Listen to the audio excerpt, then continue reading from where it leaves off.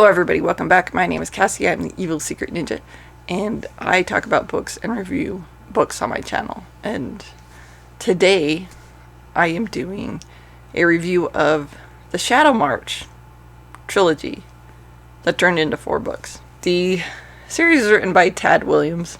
So Tad Williams seems to have this problem.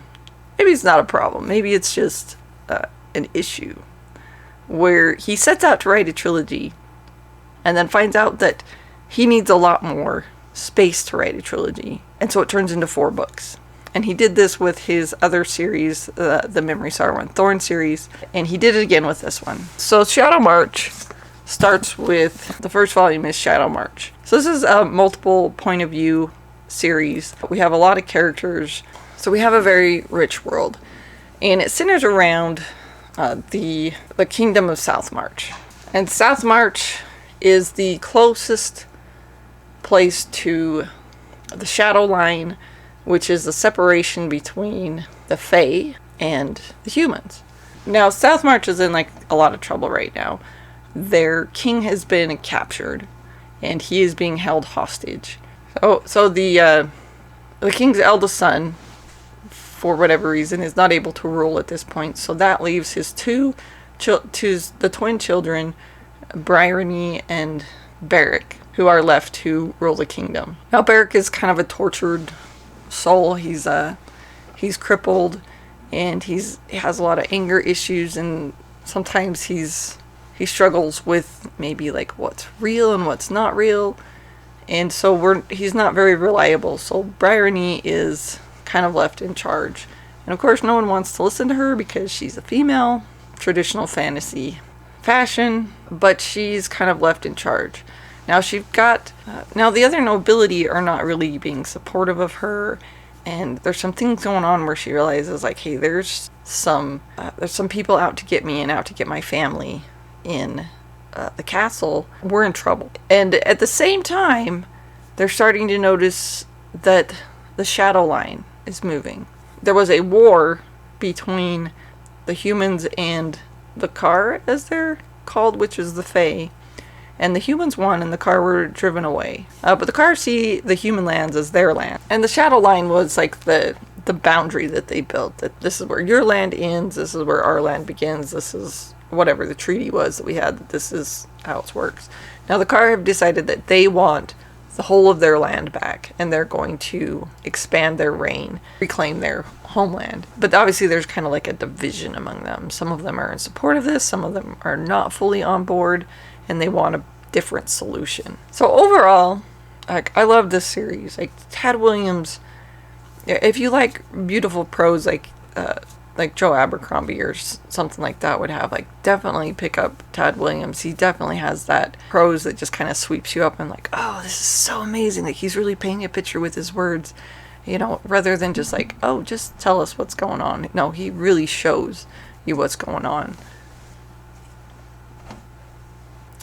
The monarchs of Shadowmarch have a lot of secrets, obviously, and they're kind of unveiled. It's definitely a slower pace as they learn what it is that's special about them, and why it is that they rule that castle instead of somebody else. I think this series definitely had a little bit of everything. You have the assassins, and you have the fairies, and humans don't typically do magic. I mean, I guess there's some that have learned a little bit of the art, but mostly magic stays with the Fae, and they're the ones that have abilities to do magic and things like that. So I think that's more of a traditional type situation. The world of Shadowmarch, kind of really cool. The things that people do, they don't always make the best choices, but they definitely make choices that are kind of true to their characters. So the other people that we follow, I guess kind of at first I was who is this person?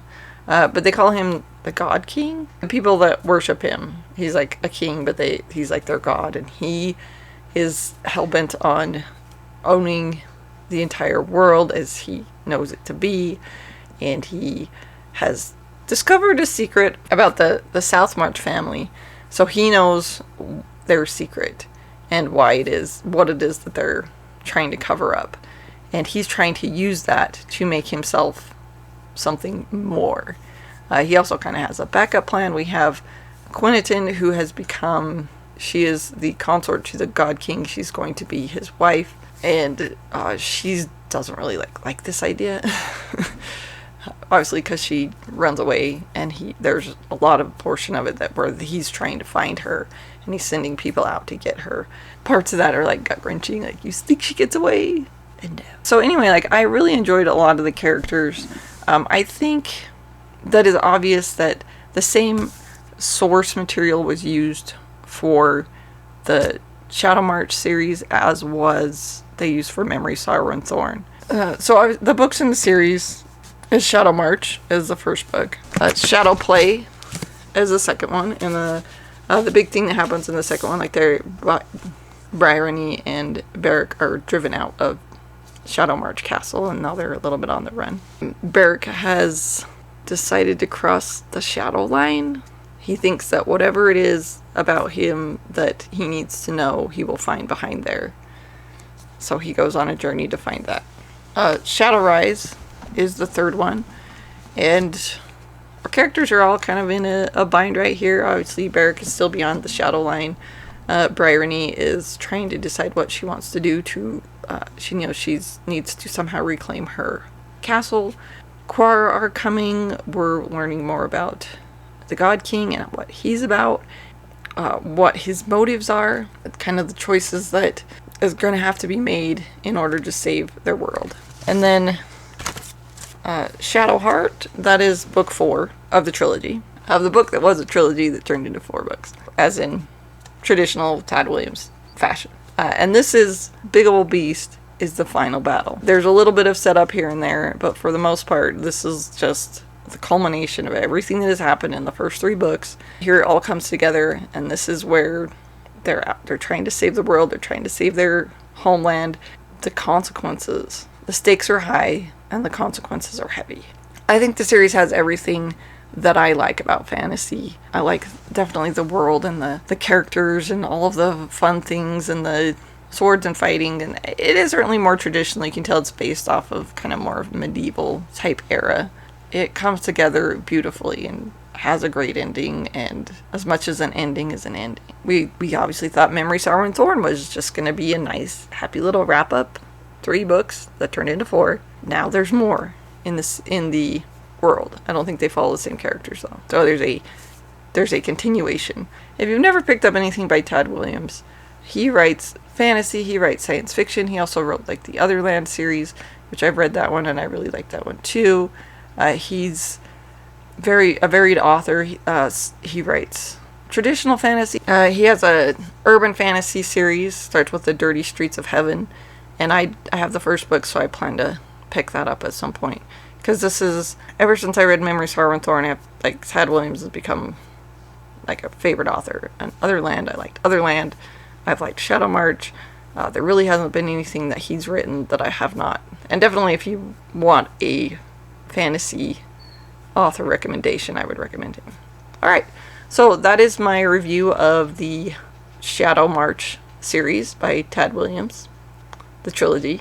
Thank you all for watching. If you liked the video, please like and subscribe. Bye!